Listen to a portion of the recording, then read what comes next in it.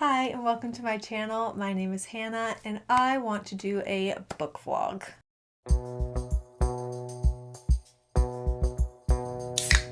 And shit was going down. Like there's been a number of scenes, you know? They just kissed finally.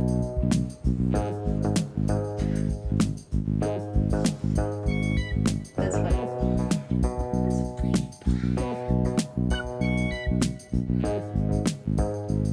I am kind of new to the booktube world. I've been on Book Talk a lot. I have an ASMR channel where I talk about books, but yeah, I'm newer to the YouTube side of books, and I've been really getting into watching like long form book vlogs, in particularly Sarah. Love her. She's a big inspiration for this channel. So I want to do my own little book vlog. I want to read some books. So I thought a fun video for this one would be to read some new releases or newer releases in the past like couple months, because books that fit that criteria just happen to be on my TBR anyways, books that I want to read so badly. So why not bring you along with me? I figure maybe let's read like a few books this video. I don't know how this is gonna go. I've never filmed a video like this before, but I'm very excited to do so. So as for the first book that I think I want to read in this video, it is one of my more recent purchases, and that is Sunrise on the Reaping by Suzanne Collins, which came out March 17th. So I feel like very relevant. I am a massive Hunger Games fan, grew up reading the Hunger Games, watching the films. I'm so excited for this, so excited for the nostalgia, for the story. I'm ready to be destroyed. Let's freaking go.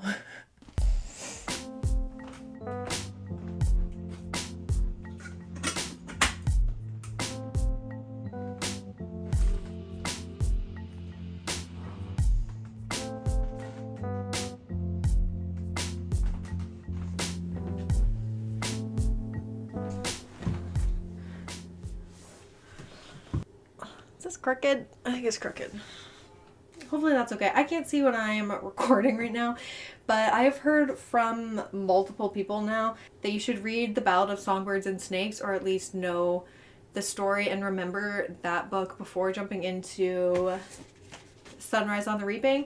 And I have read The Ballad of Songbirds and Snakes once when it first came out, and that was, I don't even remember. When did that book come out? Like 2019, something like that. So I read it when it first released, and I could not tell you like one thing that happened in it. Literally when the movie came out, I haven't seen the movie either. When the movie came out and I first saw the movie trailer, I was like, is this even the same thing? Like nothing. I don't know what happened in my brain.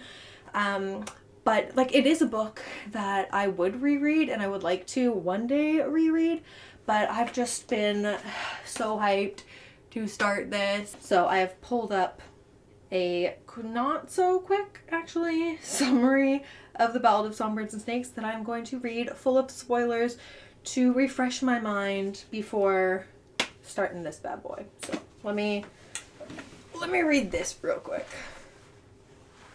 Okay, I had to get my glasses to finish that off, but all right, I have the overall plot and story, ending, all of that, of Ballad of Songbirds and Snakes. This is bringing back like 2012 vibes. Ugh, okay, let's do it. Guys, I'm so excited. So excited! Let's go. All right, I'm gonna stop talking now.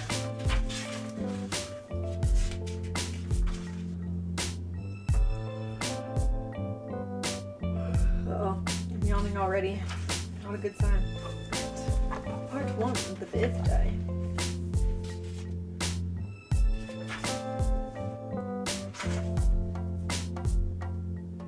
Wait. That's funny. I like that. Oh, hey Mitch.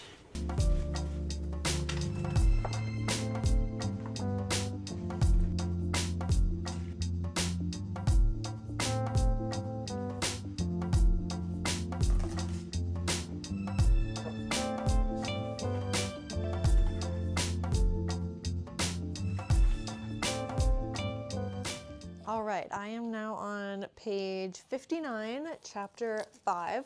So I'm not super far into it, but I love this world. It is so fun to be back in the Hunger Games universe and have it be, you know, like a new, fresh story, even though like we know a bit about Haymitch's story from the other books, but it's still fresh and it's still new.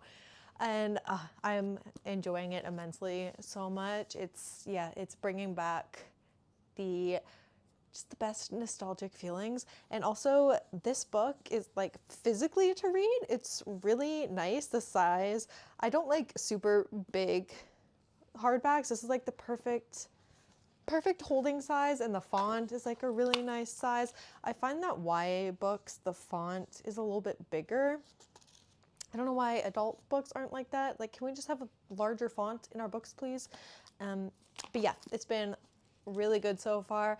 It starts off kind of like the first Hunger Games book on the day of the reaping. So this book is about the 50th Hunger Games, the second quarter quell.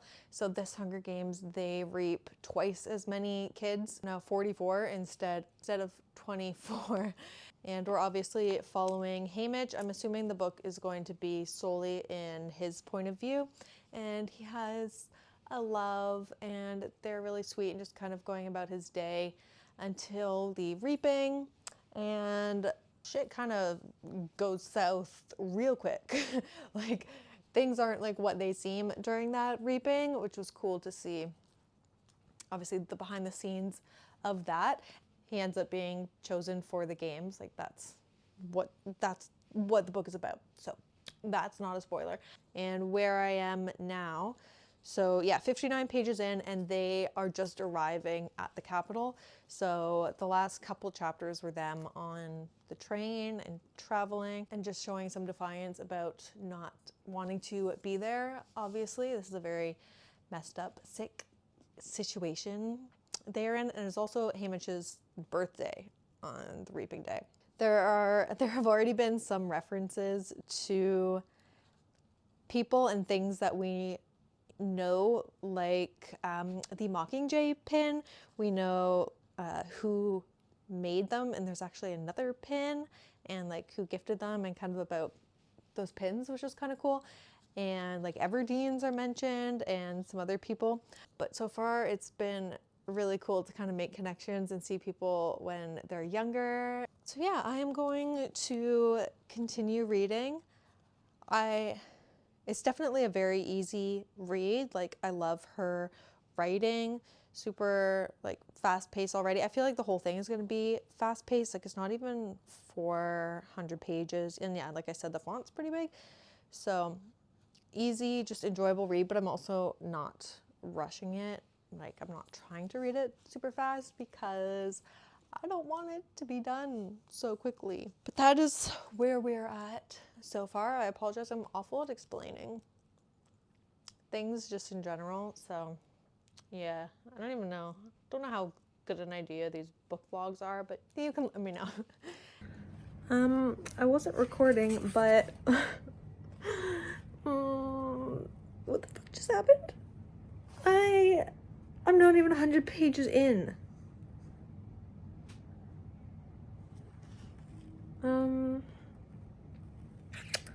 Yeah, so I don't really have words for what I just read. And I'm not okay. I'm not okay. And that's all.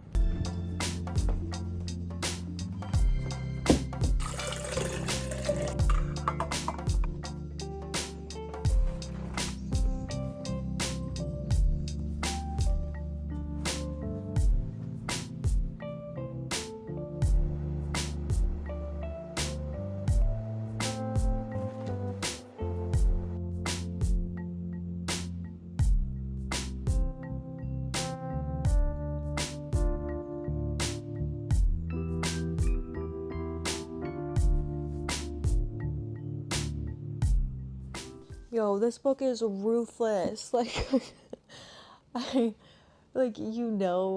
that the Hunger, like, don't read this unless you've read the Hunger Games, but like we know what the Hunger Games is, that people die, children die, many of them, but like it still doesn't prepare you. Yeah, this is rough. This is rough. I am now, I don't exactly know how far, probably 2/3 of the way. I'm now at part 3. So I think there are 3 parts to it. So I thought that would be a good place to do a little update. By the way, in my first update, this book, I'm purposefully being a little, not secretive, but not giving away too many details, because I think that's important for this book. Because even though we know the story of Haymitch from the most basic outside view, like from Catching Fire, I believe we learn about Haymitch's games, or what we think we know of them, what the Capitol had shown the districts about his games. So like, you know, we have the outsider's view of it, but it is so fascinating to like have that idea of his games, but then actually see what happened and how different what actually happened is from that very straightforward 50th games that we got in Catching Fire. But yeah, man, I don't know how I haven't cried yet. That seems weird, but yeah, I don't know how I haven't. But I do really love like the initial Hunger Games, even Catching Fire, like the almost format of the games, like the reaping and then following them on the train to the Capitol, the prepping, the training, the interviews, the chariot rides before that, and then getting into their little pods, going up, like all of the steps throughout the games. The formula is very much the same in this one from the first Hunger Games, but I really love that. I love, fucking love the Hunger Games and just that type of story and dystopian story, like games in general. So having a new story, a fresh take on that format is really fun. I don't remember when in the Hunger Games they actually started the games. I don't remember how far into the book, but they didn't get into the arena until like 55% of the way into this. So a big part of this book, yeah, over half of it, was the prep. And it started, like I said before, at the exact point, Reaping Day, that Hunger Games did.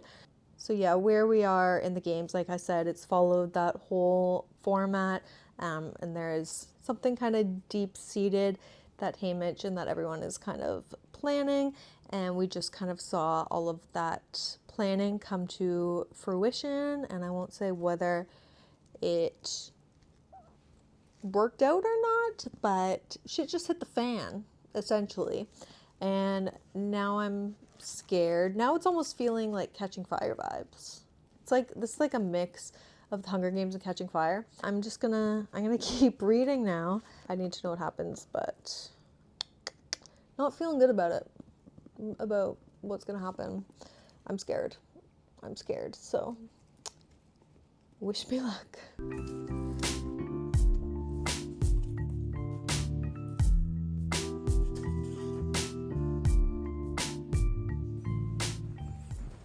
Okay, we're trying a slightly different angle today. It is the next day. I cannot see what I'm filming, so I hope this is good. And yes, I am wearing the same outfit as when I started this book. We're not going to talk about that. But we are going to finish this now. I have like 22 pages left, and I was just reading, but I thought I would record because I feel like it's about to be sad and I got scared. So here we are.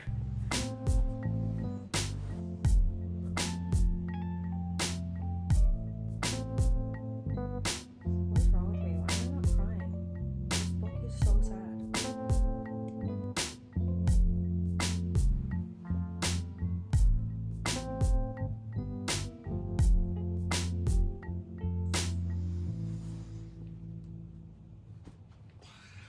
This freaking book. Why seriously.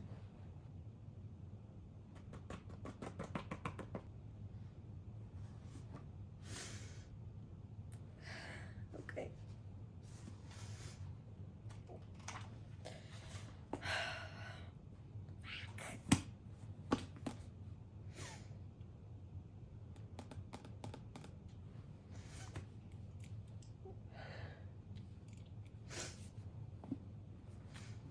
Stupid books.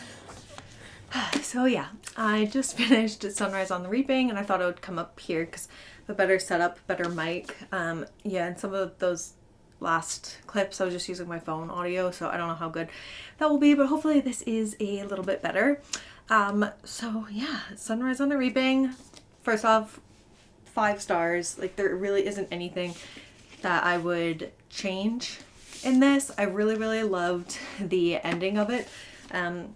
Like in particular the epilogue, which was 2 pages long, but everything really just came full circle, which I wasn't really expecting, but it was really nice. I don't know if you could tell, but finally the epilogue, the last page, finally brought tears to my eyes. Yeah, I don't know what it is about like stuff kind of coming together in full circle and kind of happy question mark makes me really cry. I don't know how I didn't bawl throughout this because I'm a crier. I do cry a lot. I just felt like there were just so many deaths in this book. Like, obviously that's expected. There were as well in the Hunger Games. That's what the Hunger Games is. But I don't know, I just felt like there were even more than the Hunger Games. Like, it's been years since I read the Hunger Games, but I was trying to think back on like how many deaths they actually showed us and that we actually read in the books.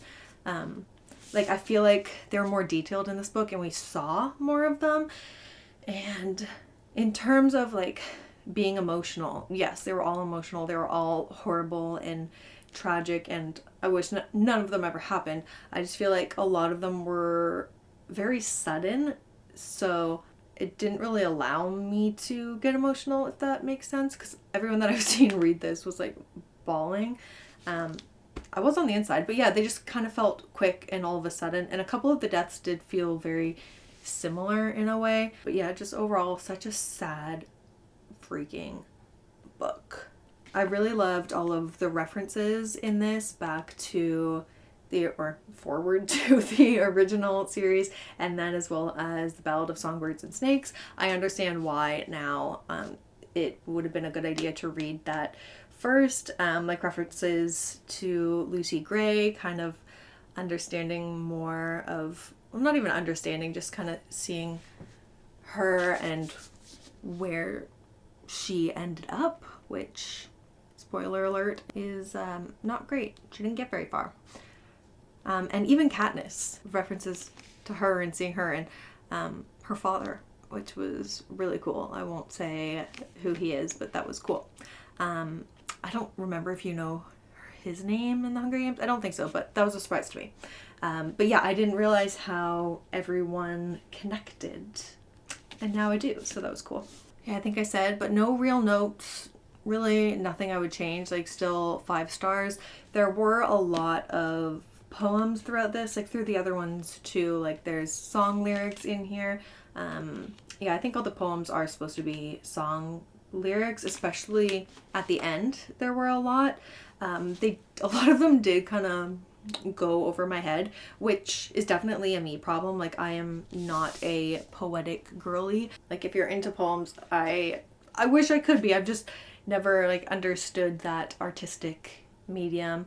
Yeah, they were still nice. Didn't take away from me, even though I couldn't necessarily dissect them, you know?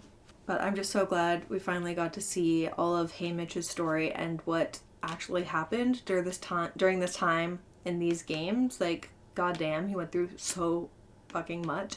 And yeah, it's just wild how when things were happening in the Hunger Games, that wasn't the start of it. You know what I mean? Like, things were already in motion. Obviously, people weren't happy. They've never been happy. The district people have never been happy with the Capitol. But yeah, I didn't realize that during Haymitch's games, what was going down. I really don't want to spoil anything. Let me know if I should do a vlog where I do spoil everything and read books. I just feel like this is one that you really just have to get into and experience on your own.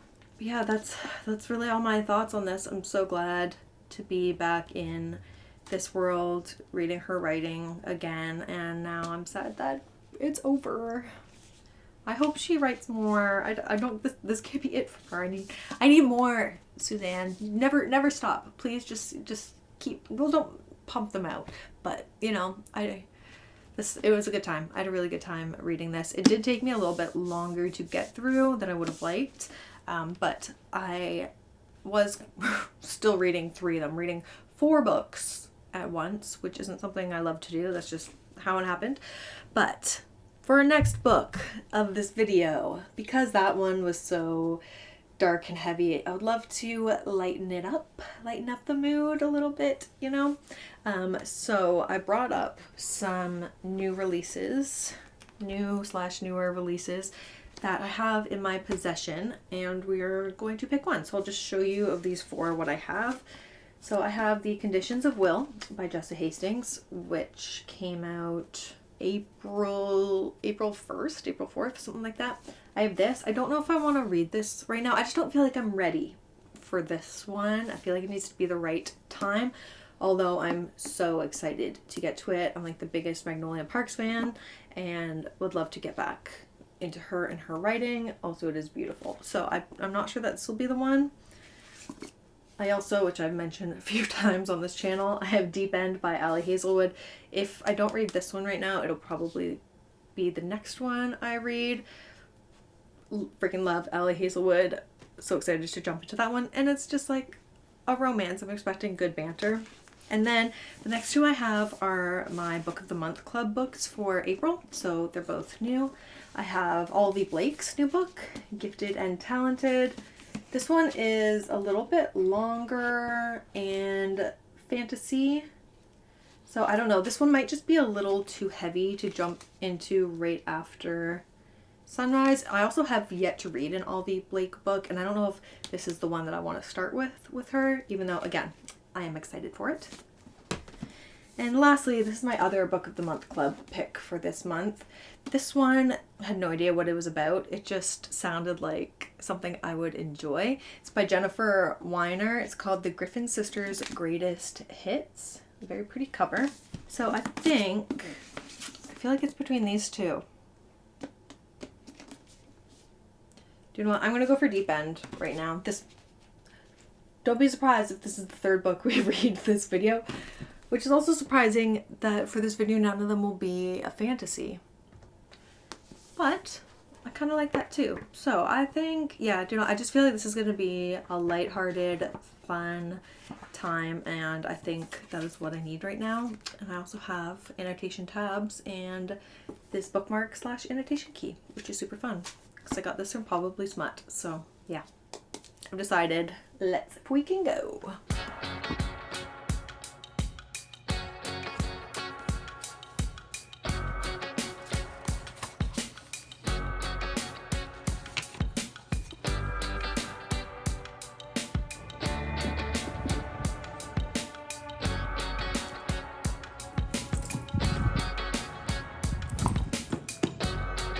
Why is this hotel room so unnecessarily large? Like, it's just me. Why is there so much extra space?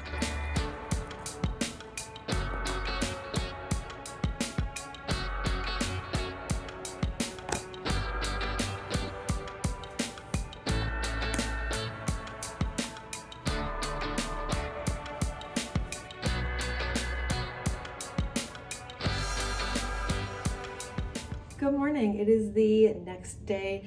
I read till about 10 p.m. last night, and now it is bright and early on my little work trip, but I wanted to do a little update before I get going.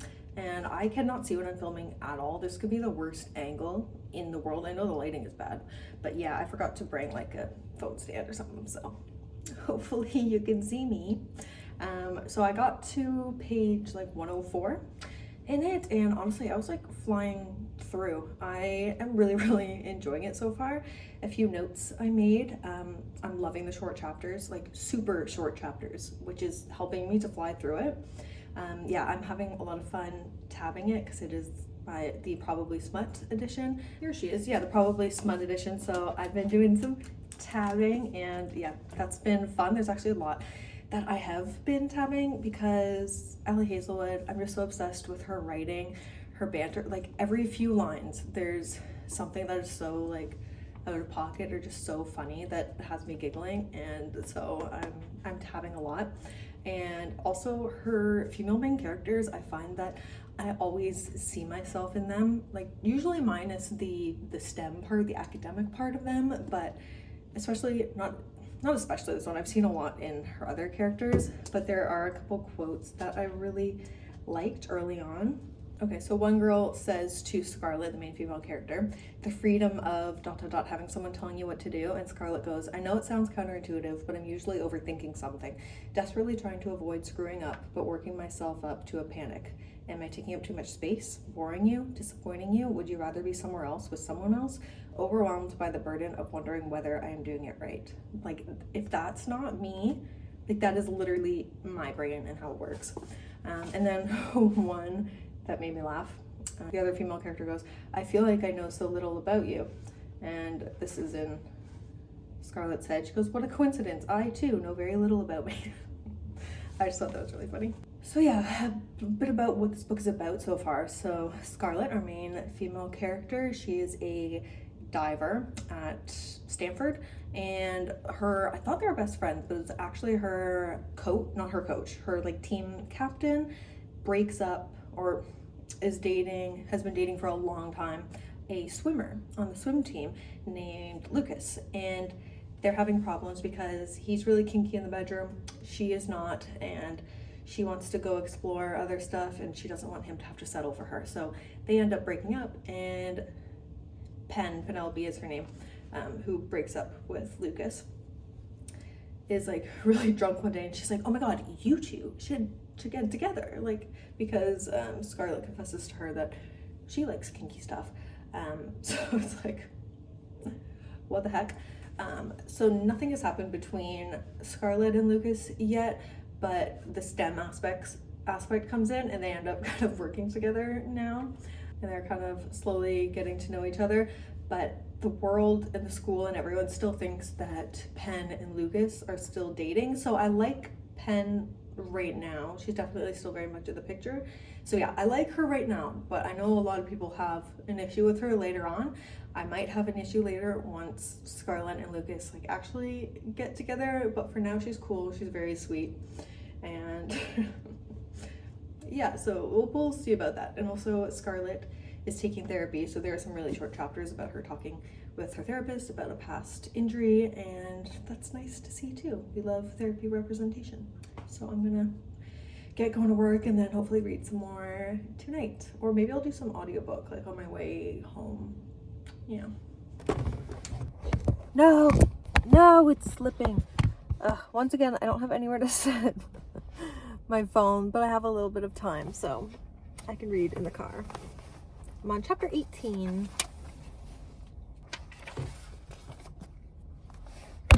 Oh man. I'm back at home doing some reading, and they just kissed finally. They exchanged like their like kink lists. Interesting. But they kissed. Lucas kissed her, and I'm only on page 140, like this far through. So, but it was good. It was good. I'm enjoying it. It was real spicy, and yeah, I'm very interested to see how this goes because it's such a different kind of like love story, you know, like they're getting together for sexual purposes and not like a normal romance, which is interesting, and I'm not minding it.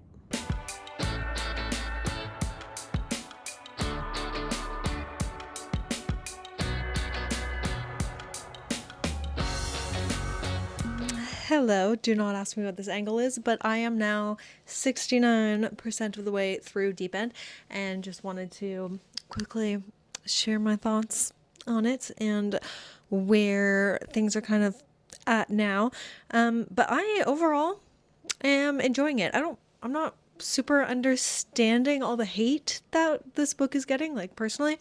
All the hate around like the kink stuff. I mean, yes, I will say that like this book, like the whole thing about Lucas and Scarlett getting together is for sex, and like that's it, because they share like the same kinks and they both like BDSM and that kind of stuff.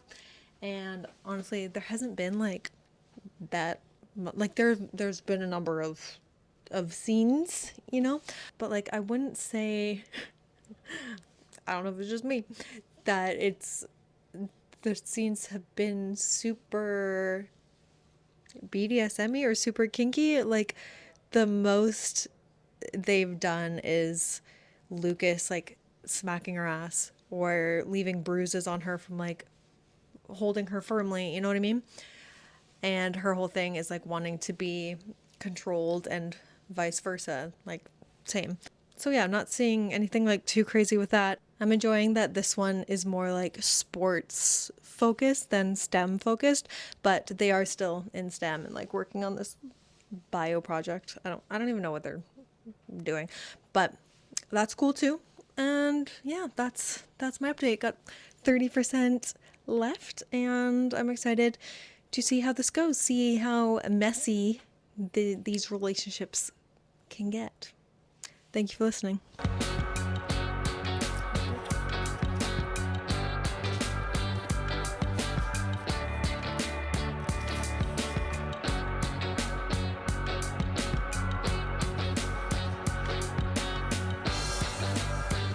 damn it, Cam. Every time.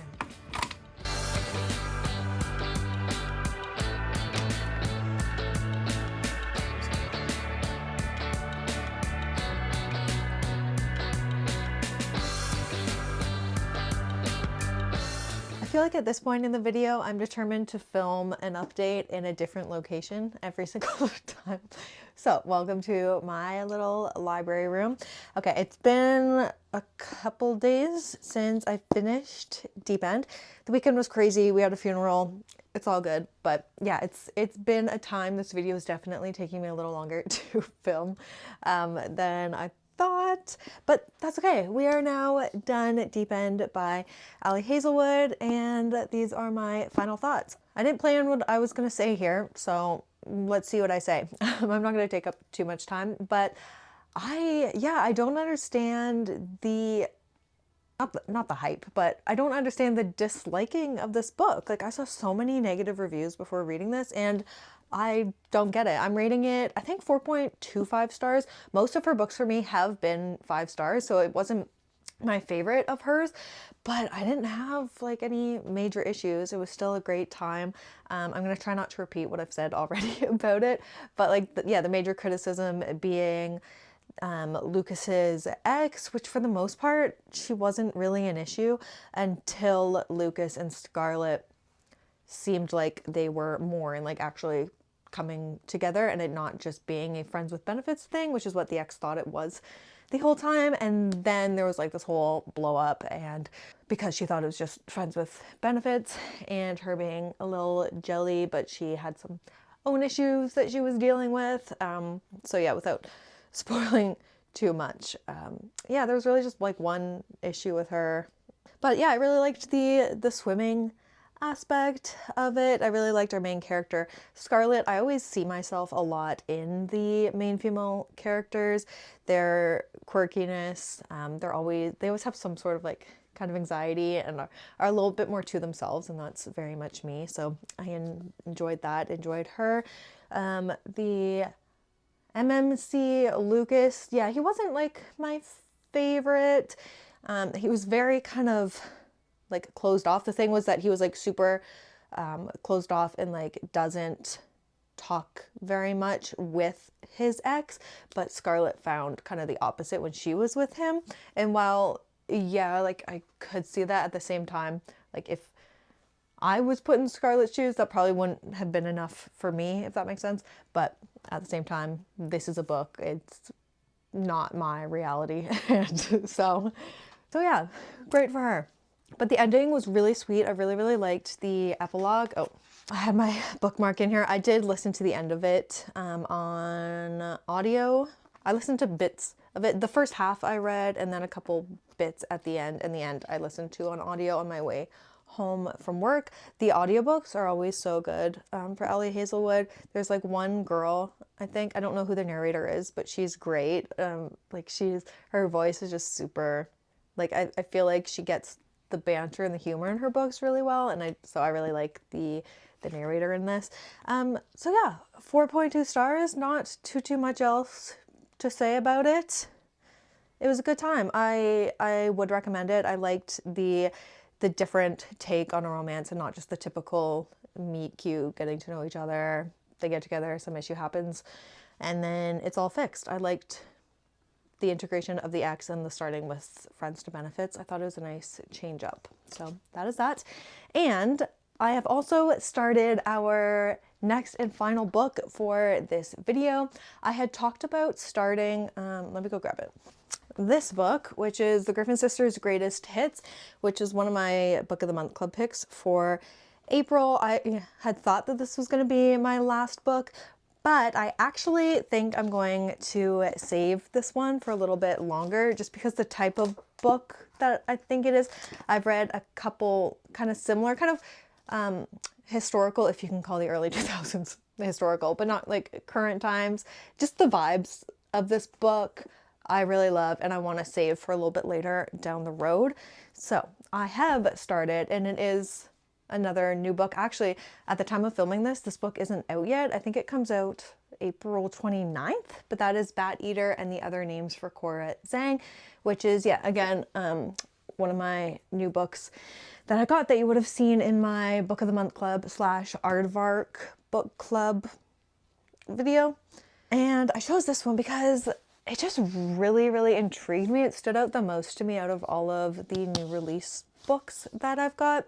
And it's also quite short. It's like 300 pages. So I didn't think it would take me too long to get through it.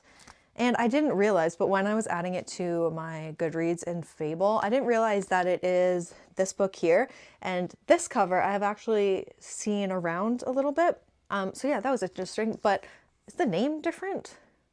Because I don't remember it saying and other names for Cora Zhang. But anyways, I started this last night. I am now on chapter 3, so I'm only 30 pages in.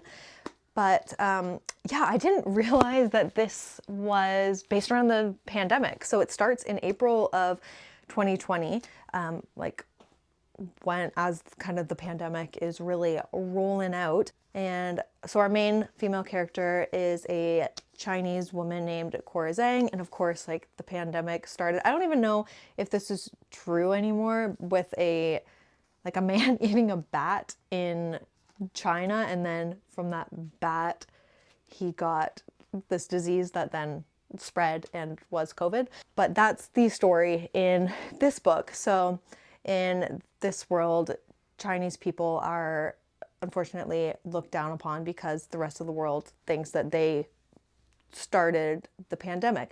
And so this takes place in New York. Again, Cora is the main character. Her and her sister are wandering the streets of New York. It's like completely empty, and they're waiting for a train. The train's taking forever, and when it finally comes, all of a sudden this white man comes out of nowhere and pushes her sister into the train, and she dies. Hopefully I'm not hitting the mic. And the only thing this man says to Cora and her sister is Bat Eater. And by the way, that is not a spoiler or anything. That is in the blurb, and that also all happens in the first chapter of the book. And then the next chapter is 4 months later. Cora she lost her job because of the pandemic, and she is now working as like a crime scene cleanup person. And they've been having a lot of instances of Chinese women being murdered in Chinatown. So I feel like that is going to be kind of where the story goes, like figuring out who is doing all of these murders. And yeah, we kind of know why, because of the pandemic and why people thought that it started. but I really like the writing so far. The writing is very good. It's like, it's not, I wouldn't say lit fic, but it's like on the verge, like very nice writing, but also very easy to read. I'm reading through it very quickly, but yeah, really, really enjoying it so far. And yeah, I'm only 30 pages in, but I'm gonna keep going with this and I will check in once I'm a little bit further. Chapter 4.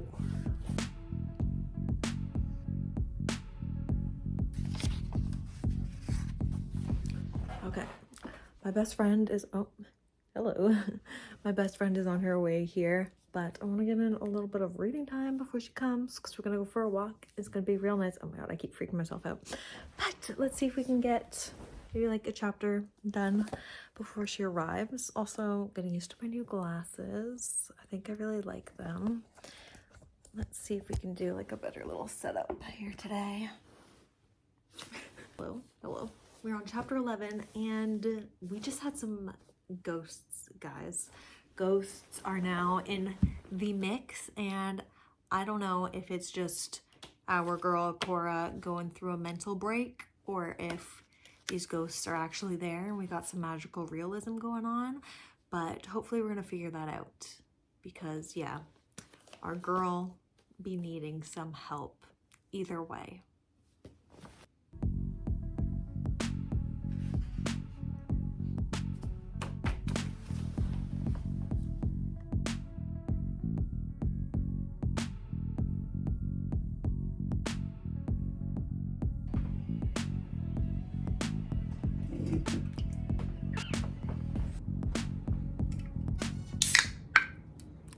Loud.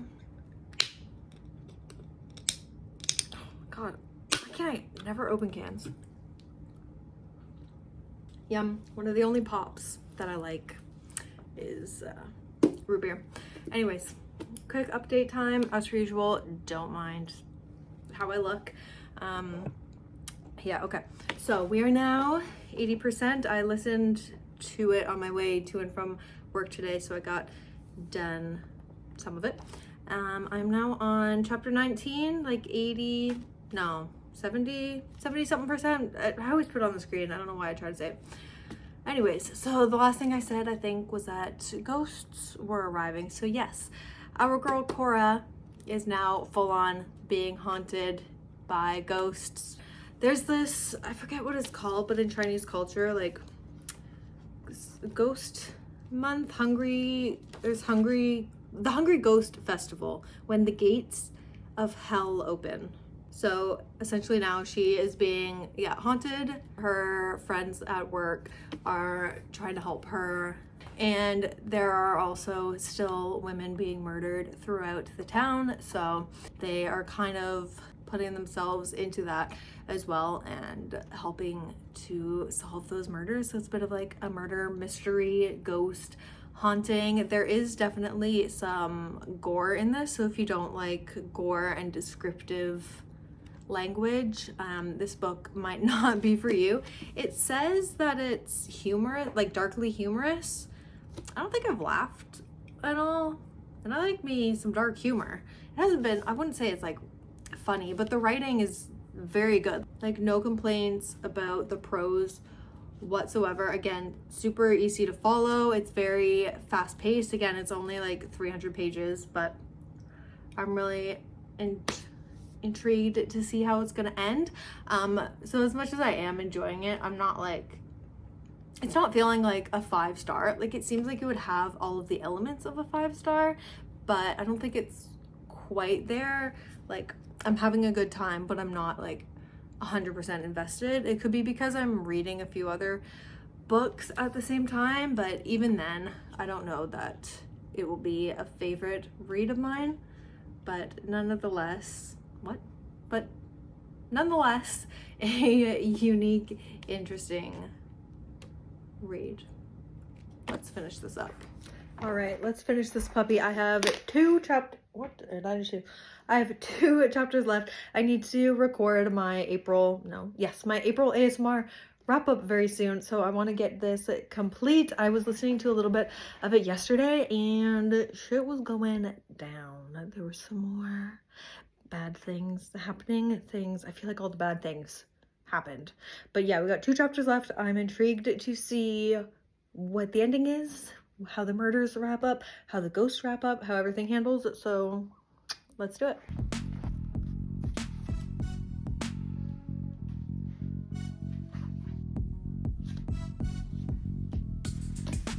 All done. Okay, hello. So, final thoughts and update for Bat Eater. I literally just finished it. Yeah, I literally just finished it. Yet, I don't know how I feel about this book.